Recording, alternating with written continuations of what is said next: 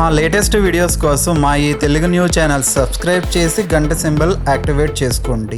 రేపు గురువారం రోజు రహస్యంగా నిమ్మకాయలను ఇలా ఇంటి బయట పడవేయండి. చాలు, లక్షలు కాదు కోట్లు వస్తాయి. ఇలా పడేస్తే మీ సర్వ కష్టాలు పోతాయి. కష్టాల నుంచి మీరు ఈజీగా బయటపడగలుగుతారు. అద్భుతమైన ఫలితాలు వస్తాయి. అన్ని రకాలుగా కలిసి వస్తుంది. గురువారం రోజు చేసే ఈ నిమ్మకాయ పరిహారం ఎంతో శక్తివంతమైనది. ఒక నిమ్మకాయ మన జీవితాన్ని మారుస్తుంది. మనకు ఉండే ఇబ్బందులను తొలగిస్తుంది. అన్ని విధాలుగా కలిసి వచ్చేలాగా చేస్తుంది. నిమ్మకాయ చూడడానికి చాలా చిన్నగా ఉంటుంది, కానీ దానితో పరిహారం చేస్తే వచ్చే ఫలితాలు మాత్రం గొప్పగా ఉంటాయి. మనకు ఏదైనా తీవ్రమైన కష్టం వచ్చినప్పుడు, బాధలు వచ్చినప్పుడు ఈ నిమ్మకాయ పరిహారం చేస్తే అద్భుతమైన ఫలితాలు వస్తాయి. నిమిషాల్లో ఫలితాలు వస్తాయి. బ్రహ్మాండంగా ఉంటుంది. ఈ పరిహారంతో మీకు ఉన్న దరిద్రాలన్నీ పోతాయి.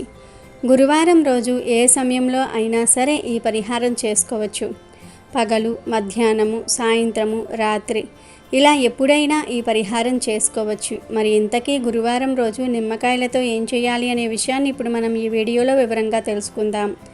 అంతకన్నా ముందు చనిపోయేటప్పుడు దేవుణ్ణి ఎందుకు తలుచుకోవాలి, అలా తలుచుకుంటే ఏమవుతుందో తెలిపే పురాణ కథను విందాం.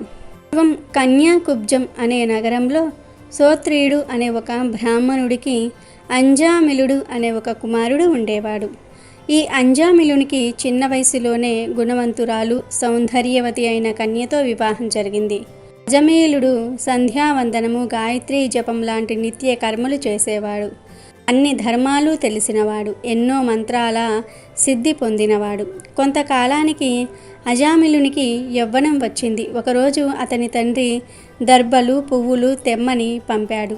దర్భలు, పువ్వులు తీసుకుని తిరిగి ఇంటికి వస్తూ ఉండగా ఆజామిలునికి పొదలలో నుండి ఏదో ఒక శబ్దం వినపడింది. అప్పుడు ఆజామిలుడు ఏమిటా అని అటువైపు చూశాడు. అప్పుడు దట్టమైన పొదరింట్లో రతి క్రీడల్లో చతురురాలైన తన ప్రియురాయలైన స్వేరిని వృషులతో ఆనందిస్తున్న ఒక కాముకుణ్ణి చూశాడు.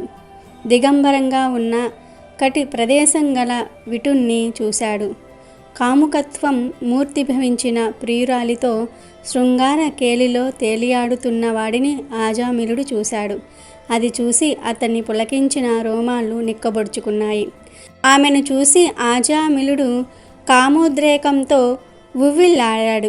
మాటిమాటికి ఏపు మీరిన ఆమె చూపులు అనే మోహ పాశాలలో చిక్కుకున్న ఆ బ్రాహ్మణ కుమారుడు నిత్య కృత్యాలైన దైవిక కర్మలను, శాస్త్ర పాఠాలను, జపతపాలను మర్చిపోయాడు. అతని మనసనే కారరణ్యంలో కామోద్రికమనే కారుచిచ్చు చెలరేగసాగింది. అప్పటి నుండి అతని మనసులో ఆమెను పొందాలనే కోరిక చెలరేగింది. అలా ఆజామిలుడు దిగులుతో కృంగిపోయాడు. విచారించాడు.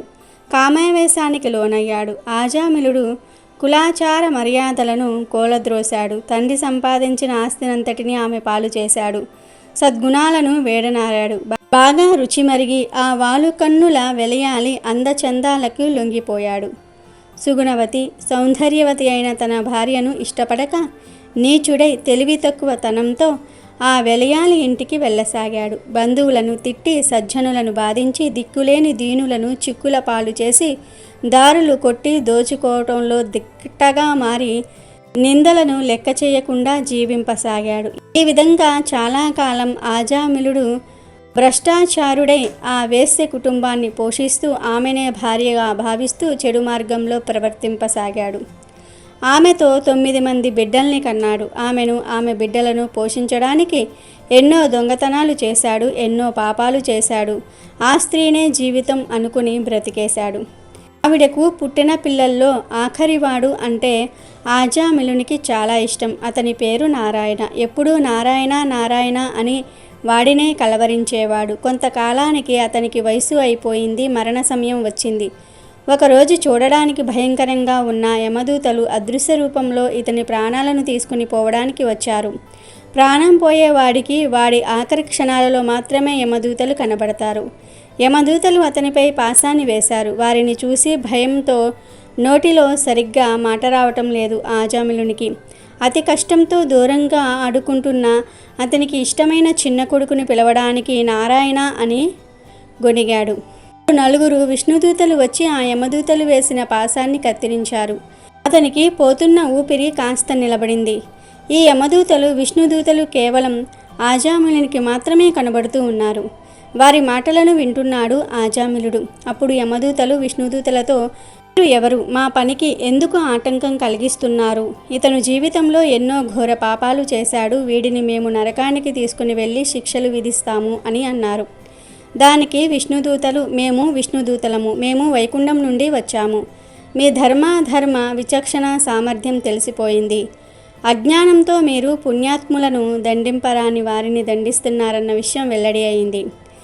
దూతలారా, ఇతడు మరణ సమయంలో అమృతమయమైన అక్షరాలతో కూడిన భగవంతుని పుణ్యనామాన్ని స్వీకరించటం వలన 1,000,000 కంటే ఎక్కువ జన్మలలో చేసిన పాపాలన్నిటినీ కూడా పోగొట్టుకున్నాడు. హరినామ కీర్తనలు, ముక్తికాంత ఏకాంత మోహన విహారాలు, సత్యలోక నివాసాన్ని ప్రసాదించే ఆనంద సౌభాగ్య విలాసాలు ఇతడు నారాయణ అని పిలిచినప్పుడు ఇతని మనస్సు కుమారుని మీద వ్యక్తమై ఉన్నదని మీరు అనుకోవద్దు. భగవంతుని పేరును ఏ విధంగా పలికినా శ్రీహరి రక్షకుడే అందులోనే ఉంటాడు. కుమారుని పేరు పెట్టి పిలిచిన విశ్రాంతి వేళల్లో అయినా, ఆటలో అయినా, పరిహాసంగా అయినా, పద్య వచన గీత భావార్థాలతో అయినా నారాయణ్ణి స్మరిస్తే పాపాలు తొలగిపోతాయి. ఆ ప్రాయశ్చిత్తాల వల్ల ఆ పాపాలు తాత్కాలికంగా ఉపశమిస్తాయి తప్ప పూర్తిగా పరిహారం కావు. అంత్యకాలంలో ధైర్యం సన్నగిల్లినప్పుడు పూర్వజన్మ పుణ్య విశేషం ఉంటేనే కానీ కేశవుడు మనస్సుకు తోచడు. శ్రీహరి నామమనే అమృతాన్ని ఈ ఆజామిలుడు ప్రత్యక్షంగా సేవించాడు. ఈ శ్రీహరి నామ స్మరణమనే ధర్మం ఈ సత్పురుషుడి మరణం అనంతరం ఎందుకు వృధా అవుతుంది అని ఈ విధంగా విష్ణుదూతలు భాగవత ధర్మాన్ని నిరూపించి, తను ఎంత పాపాత్ముడైనా ప్రాణం పోయే చివరి క్షణంలో నారాయణ అని అన్నాడు. తన కొడుకును పిలవాలి అనుకుని పిలిచినా సరే చివరి క్షణాలలో నారాయణ అని అన్నందుకు ఇతని పాపాలు పోయాయి. ఏ నేపథ్యంతోనైనా సరే అంత్యకాలంలో నారాయణ నామస్మరణ చేసేవారు నరకానికి పోరు కనుక మీరు ఇతనిని తీసుకుని వెళ్ళకూడదు అని చెప్పి అతనిని వైకుంఠానికి తీసుకుని వెళ్ళారు. యమదూతలు తిరిగి యమలోకానికి వెళ్ళి జరిగిందంతా కూడా యమునికి చెప్పారు. అప్పుడు యముడు, హరిభక్తులు నిరంతరం ఆయన నామస్మరణ చేసేవారు కనీసం ఆఖరి క్షణాల్లోనైనా నారాయణ నామస్మరణ చేసేవారు నరకానికి రారు అని చెప్పాడు. బట్టి పాపాలను పోగొట్టుకోవడానికి, నరకానికి వెళ్లకుండా ఉండడానికి హరినామ స్మరణ, శ్రీకృష్ణ భజనలే ఉత్తమమైన మార్గాలు అనే విషయాన్ని ఈ కథ ద్వారా గ్రహించాలి. ఇక వీడియోలోకి వస్తే, నిమ్మకాయతో ఎటువంటి పరిహారాలు చేసినా గురువారం లేదా శుక్రవారాలలో చేస్తే చాలా మంచి ఫలితాలు కలుగుతాయి. ధన సంపాదన బాగా పెరగాలని కోరుకునేవారు గురువారం రోజు నిమ్మకాయతో పరిహారం చేసుకోండి. అసలు ఏం చేయాలి అంటే, గురువారం రోజు ఒక మంచి నిమ్మకాయను తీసుకొని దానికి 4 భాగాలుగా పువ్వు విచ్చుకున్నట్లుగా కొయ్యండి. తర్వాత ఈ నిమ్మకాయ మధ్యలో గల్లులుప్పు పెట్టండి. గల్లులుప్పు మీ దగ్గర లేకపోతే సాల్ట్ అయినా సరే పెట్టవచ్చు. ఇలా ఉప్పు పెట్టిన తర్వాత కుంకుమతో ఈ నిమ్మకాయకు 5 బొట్లు పెట్టండి. ఆ తర్వాత ఈ నిమ్మకాయతో ఒకసారి మీకు మీరే దిష్టి తీసుకోండి. అంటే 7 సార్లు సవ్య దిశలో, 7 సార్లు అపసవ్య దిశలో ఈ నిమ్మకాయను మీ చుట్టూ తిప్పుకోండి. ఆ తర్వాత దిష్టి తీసిన నిమ్మకాయను మీ ఇంట్లో నుండి బయటకు విసిరివేయండి. అంటే మీరు ఇంట్లోనే నిలబడి ఇంటి బయట ఎవ్వరూ లేని సమయంలో చూసుకొని నిమ్మకాయను బయటకు విసిరివేయండి. మీ బలమంతా ఉపయోగించి బయటకు విసిరివేయండి. ఈ పరిహారం చేస్తే సులభంగా మీ సంపాదన పెరుగుతుంది.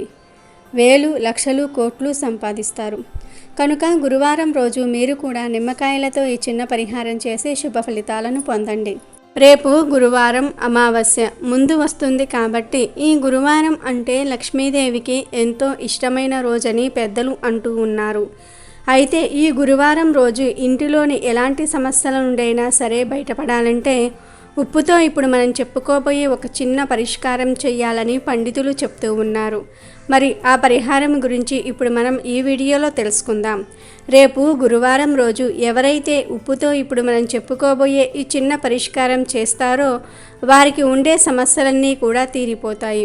24 గంటల్లో సమస్యలకు పరిష్కార మార్గం కూడా కనిపిస్తూ ఉంటుంది. మీకు ఉండే అప్పుల బాధలు, కష్టాలు, నెగిటివ్ ఎనర్జీ, నకారాత్మక శక్తులు, దుష్ట శక్తుల ప్రభావం అన్నీ కూడా తొలగిపోతాయి. డబ్బు మీ వైపు ఆకర్షింపబడుతుంది. ఈ రోజుల్లో చాలామంది ధనం కోసం ఎన్నో పడరాని పాట్లు పడుతూ ఉన్నారు. ఎంత కష్టపడ్డా సరే అనుకున్న పనులు పూర్తవ్వక చేతిలోకి ధనం రావటం లేదు. ఇంకొంతమందికి పనులన్నీ చక్కగా పూర్తవుతాయి, చేతికి డబ్బు కూడా వస్తుంది. కానీ ఆ వచ్చిన డబ్బు అనేది వెంటనే ఖర్చు అయిపోతూ ఉంటుంది, చేతిలో ధనం మిగలదు. ఇలా మీకు ఎలాంటి సమస్యలు ఉన్నా సరే రేపు అమావాస్యకు ముందు వస్తున్న గురువారం రోజు ఉప్పుతో ఒక తేలికపాటి పరిష్కారం చేయండి. తప్పకుండా 24 గంటల్లో మీ కోరికలు ఫలిస్తాయి, మీ సమస్యలు దూరమవుతాయి.